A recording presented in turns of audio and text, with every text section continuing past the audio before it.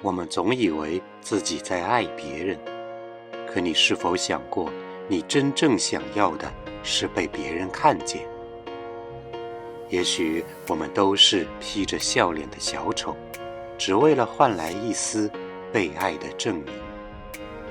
欢迎收听本期心里有数，让我们从小丑2开始，说说那个你从未敢提及的自己。好，大家好啊，我是塔罗牌研究员魏啊，老规矩啊，坐在我旁边的是老徐。大家好，我是心理师老徐。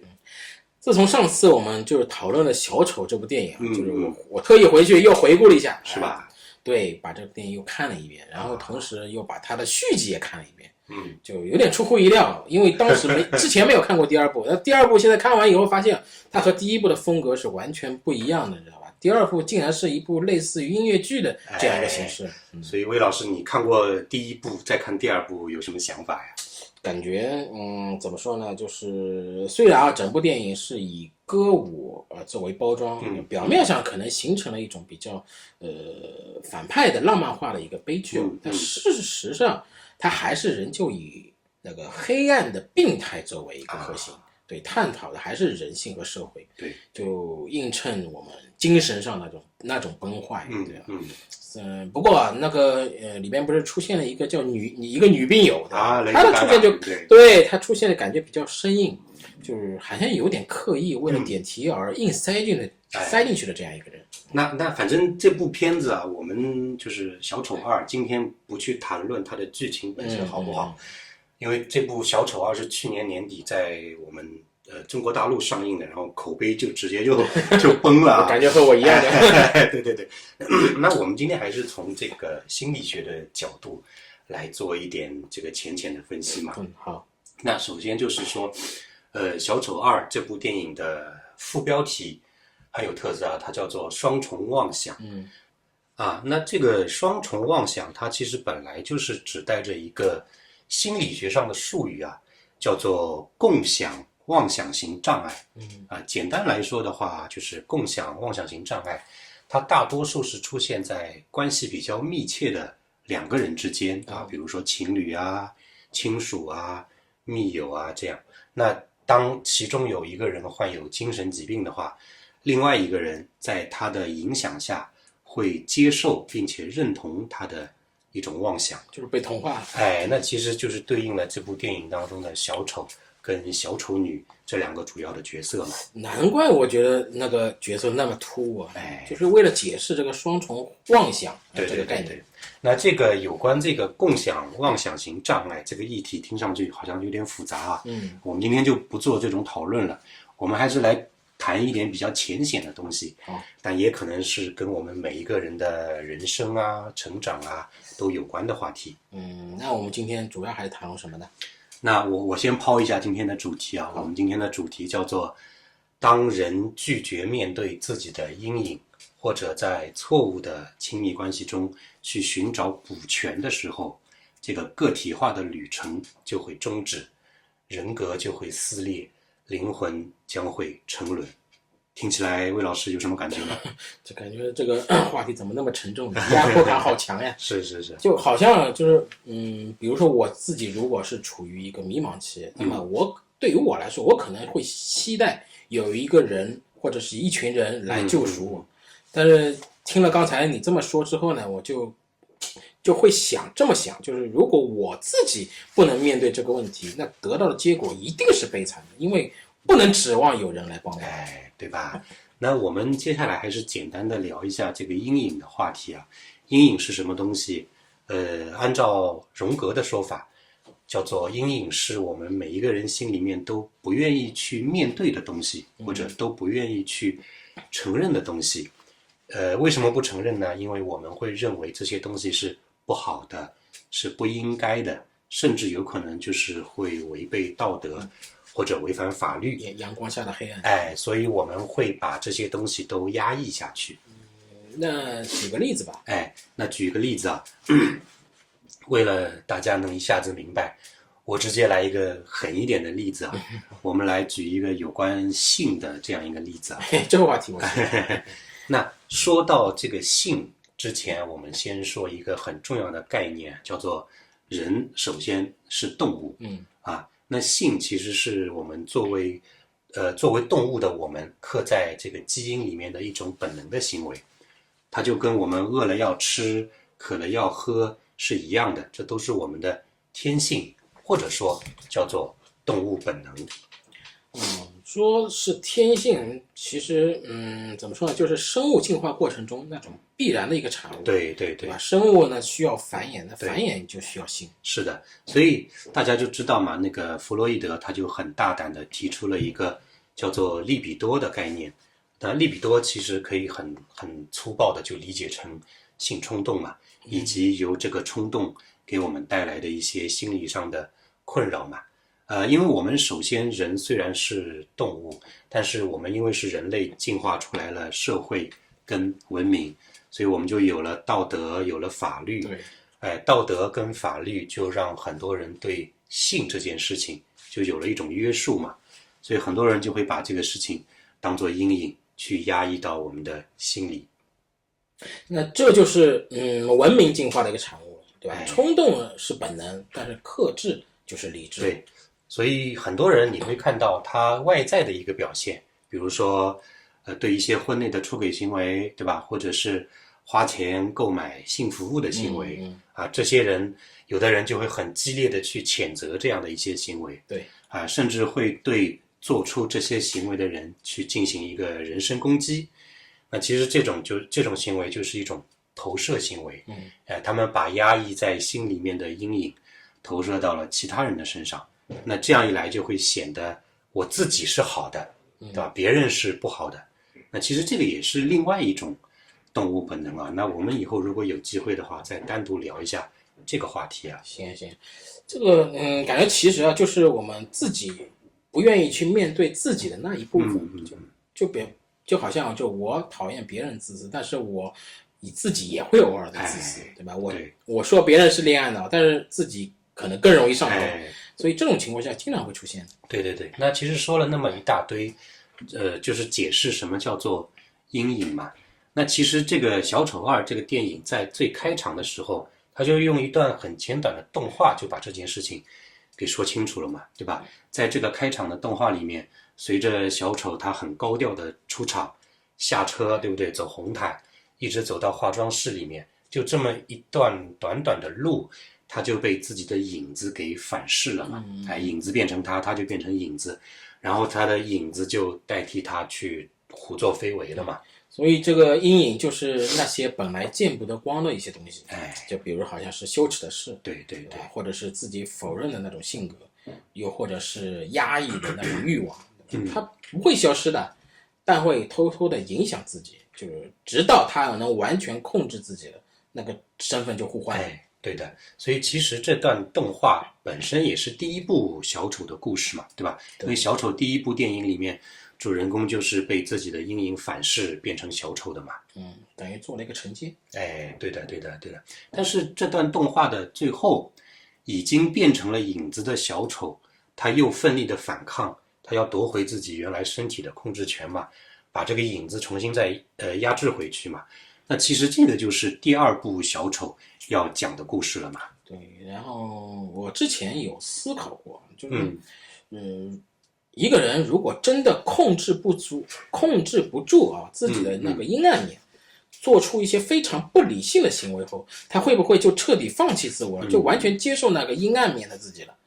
就是大家口中经常说的吧，一朝为贼，就是一辈子都是贼。就或许这第2部导演是想用这部电影来向大家传达那种另一个方向的概念，就另一种答案。那所以我们接下来还是通过几个我自己觉得印象比较深刻的镜头来跟大家做一个探讨吧。第一个镜头，魏老师你有没有印象啊？电影的开场刚开始的时候，小丑在被投入监狱之后，有一段镜头是有几个狱警要把他押去见他的律师嘛。那在路上有一个室外的通道，他们要通过这个通道从一栋楼转移到另外一栋楼。那当时天上是下着很大的雨的，押送小丑的4个狱警，每一个人都撑开了一把雨伞。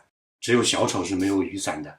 那导演在这里给了一个从天空俯视下来的镜头，这个镜头整体是很阴沉的一个灰色，但是呢，狱警的4把雨伞颜色是非常鲜艳的。魏老师有没有印象这几把雨伞是什么颜色？我记得好像有红色，有黄色，其他好像忘了。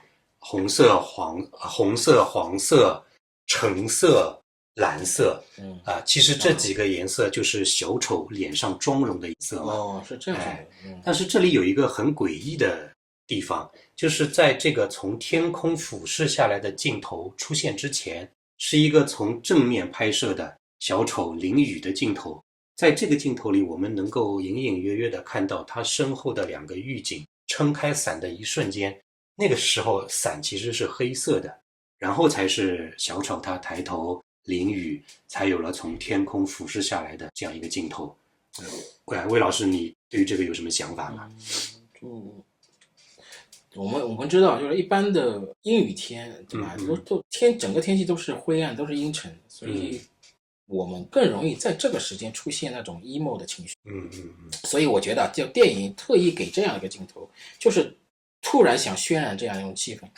那其实我个人的理解嘛，因为这部电影的副标题叫做双重妄想嘛，那其实这里就是主人公压抑到内心里面的那个小丑阴影，他开始重新想要出现的这么一个标志嘛。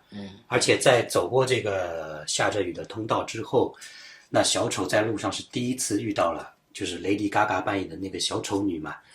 其实这个一闪而过的镜头，我觉得也同样是一个隐喻，因为整部电影其实都是小丑女想要把亚瑟心里面那个小丑重新拉出来的一个过程。这就是你想要控制，但是有人不想让你控制。对，就像我们做学生时代，如果我们是自己想学习去优秀，别人可能不想让你变得优秀。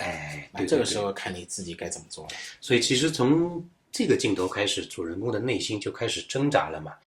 在上一集的时候，我们其实谈论过，亚瑟其实非常渴望能够被其他人接纳的，对吧？他努力工作，努力的照顾妈妈，他很渴望爱情，他也很希望成为一个喜剧演员。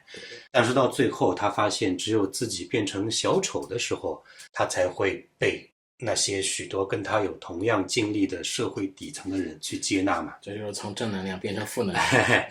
虽然在这个第2部当中他被关进了监狱里面，但其实我们实际上还是能够看出来，他是很渴望能够像其他人一样去生活的。那这一点我们从他开始接触他的律师的时候就能看出来。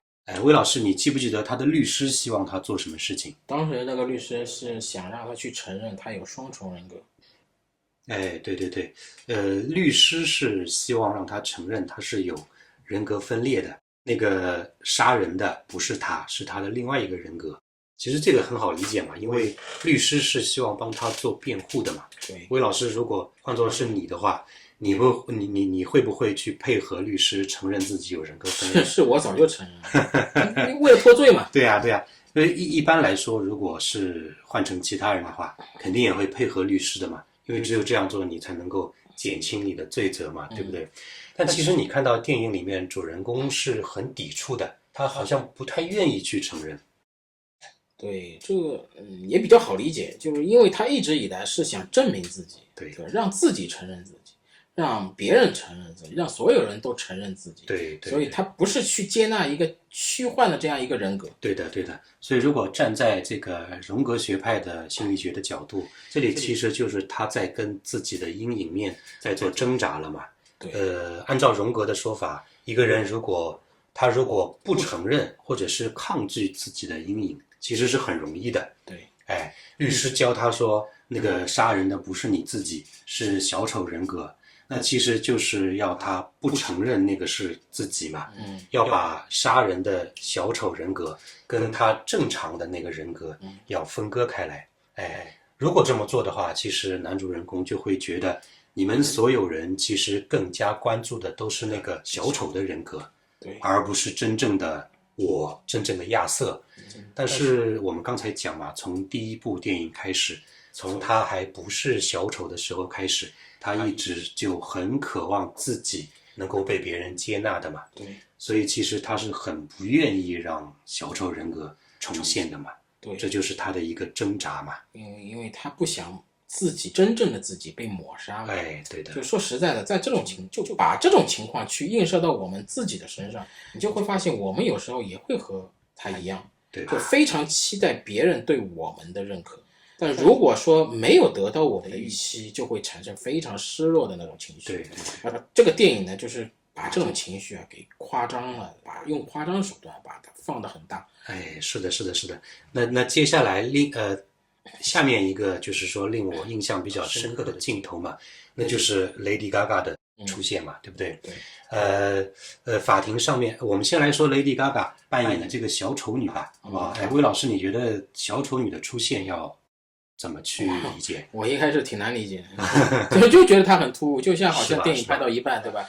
出资方硬是要塞一个人进来。是，因为小丑女也是能看出来是这部电影的一个重头戏嘛。对，我们从电影的后期能知道，小丑女一开始她跟男主人公的相遇，其实都是她自己精心设计好的嘛。她从一开始就在骗男主人公，她的目的就是为了把他重新变成小丑嘛。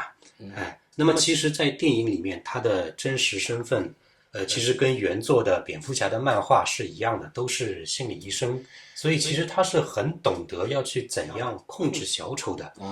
他用的办法就是故意啊去制造出一种我跟你是同类这样的一种手段。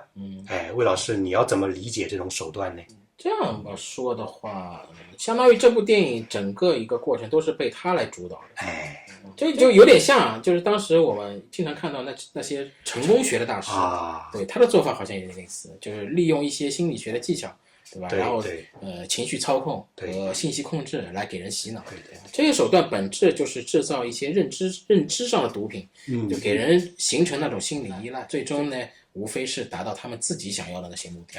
对，其实我们现实生活中啊，你说的没错，有很多这样的人，比如说有些企业家，对不对？他对外会宣传自己是从，比如说是从底层的牛马出身，对不对？一步一步的走上来，那营造出一种很亲民的形象嘛，对吧？让消费者一看，原来他跟我是一样的人，那这样呢，他就会很容易把他的粉丝群体聚拢起来的嘛，那他制造出来的商品就会很容易卖出去的嘛，对不对？就最近不是有一些就是翻车的大网红，就好像他们就是用这种方法来吸引粉丝了。对，大部分人都会喜欢和自己相似的人接触，而行为本身就是就带着非常情绪化的，所以我很容易被自己喜欢的人影响去消费。对，因为人类说到底还是群居动物嘛，对吧？我们是很本能的希望能融入到同类当中去的嘛，因为只有这样我们才有可能能够生存下去嘛。那我们说回电影啊，那个小丑女她第一次跟男主人公对话的时候，其实就对他撒谎嘛，她骗他说自己也是爸爸妈妈对自己不好，对吧？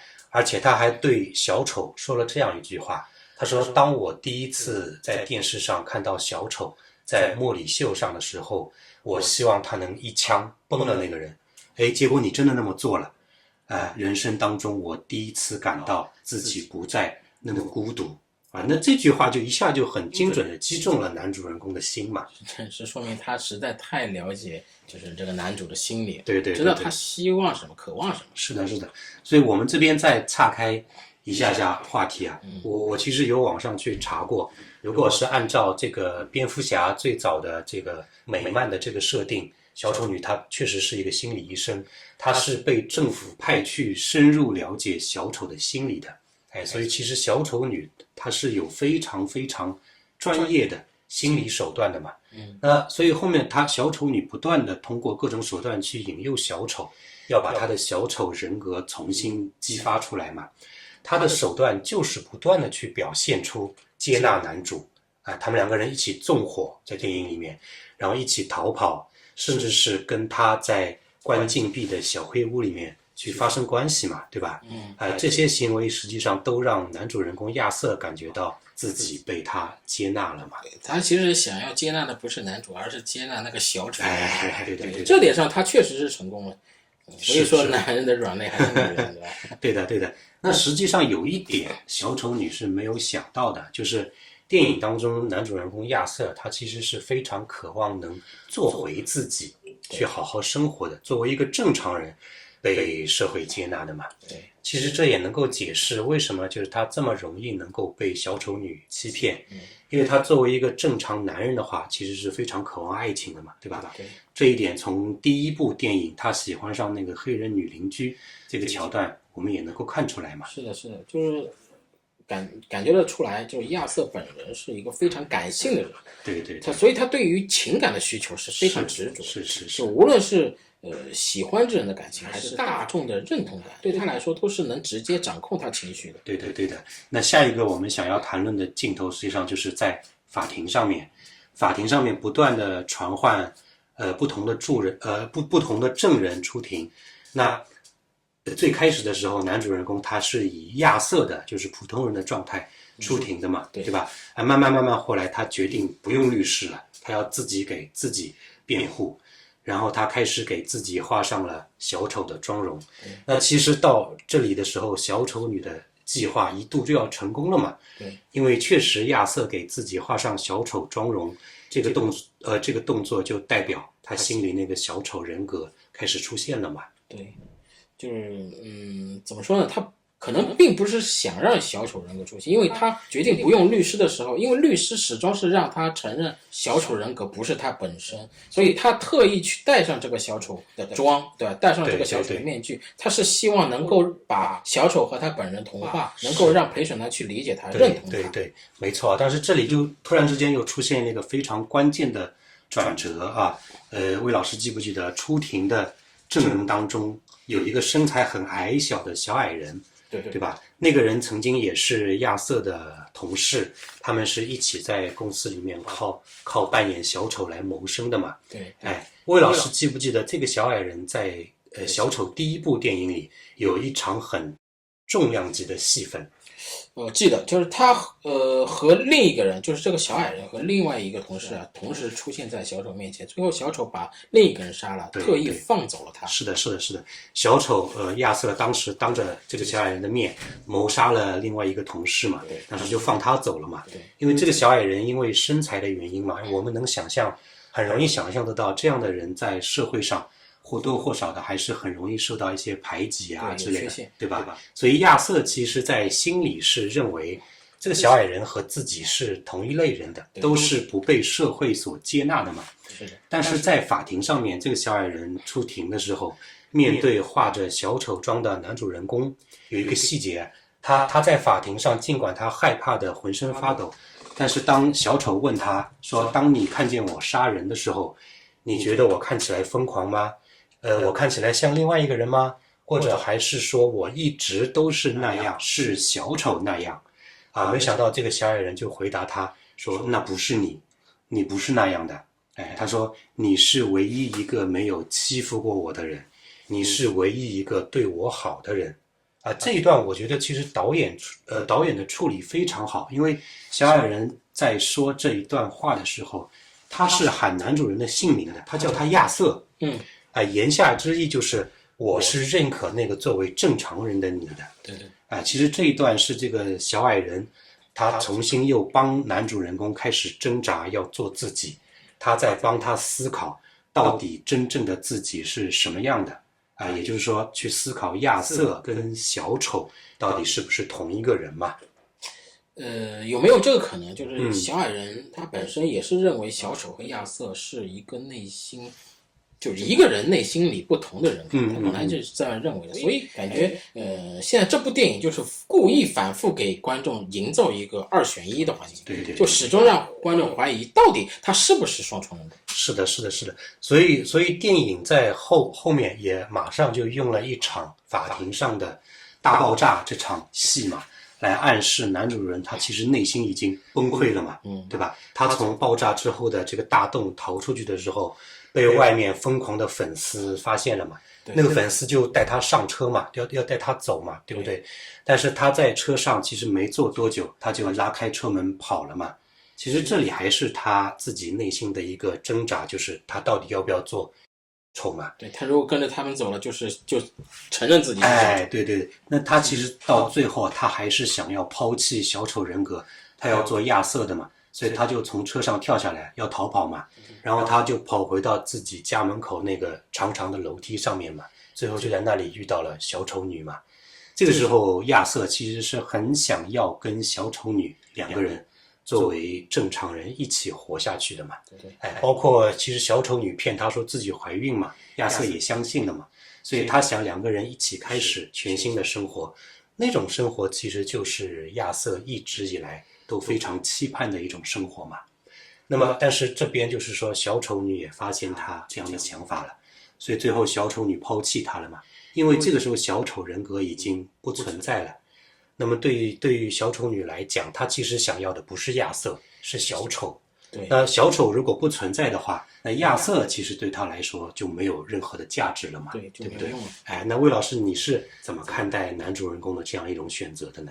我就是这个是他个人的选择，就是突然就是看到这里，我就想到了另一部电影，大家不知道听没听说过，叫《致命 ID》啊，就是讲的是一个人他身上有11种人格，对，然后就是不断的经过刺激，不断的经过消耗，有外界，不管是外界还是自己内心也好，就是通过不同人格的互相的残杀，最后只活下来一个人格，而这个人格真正的是他自己选择出来的。啊，那其实这里就是我们要提到一个荣格所提到的一个叫做个体化的道路了嘛。那所谓的个体化，其实它并不是说一个人一定要抛弃掉自己的某个阴影，或者说是否认那些不好的地方。那其实这个世界本身就没有所谓的圣人的嘛，对不对？那其实电影里面男主人公一直都在挣扎着做2选1嘛，对吧？要不就是选择做小丑，要不就是选择做亚瑟。如果选择做亚瑟的话，他会因为受到审判而死嘛，对不对？对。如果选择做小丑的话，他能活下来，但是他自己觉得那不是他想要的嘛，活下来也是煎熬。对对对，那所以站在心理学的角度，一个足够成熟的人，他如果要完成个体化的话，最重要的一点其实不是说2选1，而是说要接纳自己。哎，魏老师你怎么理解这个接纳自己？对，就是这是非常重要的一点，就是千万不要进入一个你觉得好像阴影就等于我是一个坏人这样的误区。对，就我是一个人，只要是人就有阴暗面。对，你得承认它，你才能减少自己的内耗。是，就你阳光下总有影子嘛，影子是你敌人吗？对吧？它只是你完整人性的里面的一部分。是的，非常好啊！就是影子不是敌人啊，其实就是要学会接纳自己的阴影面。也就是说，我们要同时接纳自己好的地方跟不好的地方。哎，其实阴影面你听上去好像不太好的样子啊。那其实心理学意义上的人格阴影是有可能同时包含好的东西和不好的东西的。对，哎，那话说回来，比如说我可以在工作的时候非常的努力，那我也可以在生活当中好吃懒做嘛，对不对？对，这些其实都是真实的我们自己嘛，对不对？那魏老师，我想问你在生活里有没有见过那样的人，就是比如说他一旦发现别人偷懒，或者说有些老人他看见小辈休息天的时候会睡懒觉睡到大中午，就会特别的生气，甚至是大动肝火。你有没有见过这样的人？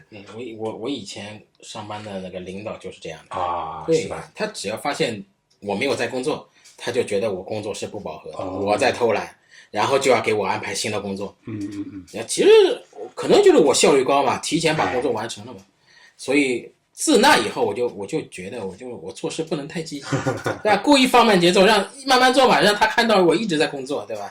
对，其实像这样的人，他心里面就是不愿意去承认自己也是一个有缺点的普通人嘛，也不愿意承认自己也是会想要偷懒的嘛。但是他们不承认的方法是把这种状态去投射到别人的身上，去要求别人。哎，比如说我看到你偷懒就大发雷霆，哪怕其实你偷懒对他没有造成什么实质性的影响，他也会特别的生气嘛。因为那个样子就会显得他是特别勤奋的一个人，对吧？哎，就会显得他自己不是一个懒惰的人嘛，对不对？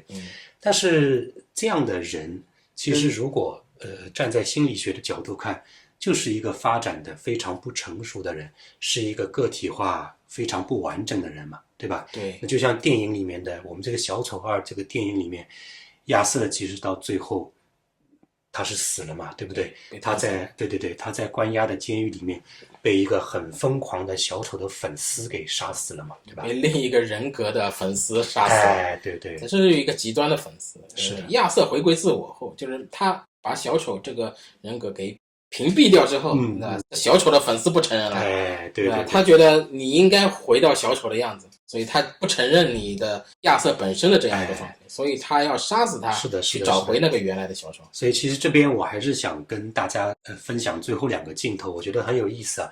一个就是在小丑在出庭面对那个小矮人之前有一个镜头，就是有一段是亚瑟隔着监狱的铁栏杆，那个栏杆外面站着小丑女。那这个时候亚瑟呢，他吸了一口烟，但这口烟喷出来之后呢，又被小丑女吸了进去。其实我自己在看这个镜头的时候，第一反应就是这一段很像西方人的奇幻故事当中，恶魔吸取人类灵魂的那个场景。你的意思就是那个小丑女把小丑的灵魂吸到自己身上？哎，对，有一种传承的感觉嘛，对吧？然后另一个场景就是电影的最后。电影最后的最后那个镜头，就是亚瑟被杀死之后，他在那个监狱里慢慢的倒下嘛，然后这边就是镜头里面后面那个杀死他的人，他做出了一个他发出了跟小丑一样的一个大笑，然后他做了一个动作，他用那把还带着血的刀子在自己的嘴上去涂抹了一下，他变成小丑。哎，对，其实这2个镜头我个人的理解就是说，亚瑟虽然死了嘛，但是小丑这个人格被继承下来了。那其中一个继承的就是小丑女嘛，而另一个很有可能就是最后杀死亚瑟的这个年轻人嘛。哎，所以魏老师，你记不记得我们在上一次讨论第1部小丑的时候，我们挖了一个坑？对，就是当时我们就是怀疑为什么就是小丑的年龄和那个蝙蝠侠差那么多。哎，对，但我现在就看下来，应该是在蝙蝠侠的这个电影里，他的这个小丑可能不是亚瑟这个人，而是那个继承了这个小丑精神的人。是，我觉得在第2部结尾这个问题应该也是得到了一个解释了。亚瑟死了嘛，以后如果再要有小丑出现的话，很可能就是最后杀死他的那个。对，甚至不一定是同一个人，他可能是很多人。是。那魏老师，我们也聊了30多分钟啊，聊的有点多了。那时间关系，我们今天还是先谈到这里吧。行。同样啊，就是我们也希望我们的听众都可以通过这个视频下方的那个描述栏，对吧？和视频的置顶回复去了解我们的频道，去和我们直接取得这样的联系，我们可以去沟通，我们可以去讨论啊，也欢迎大家留言，在评论区留言，发表我们自己的看法。是。那魏老师如果有自己的那个问题困扰，我们也可以很乐意去解答。好，魏老师，我们今天就到这里，好不好？好，好，拜拜。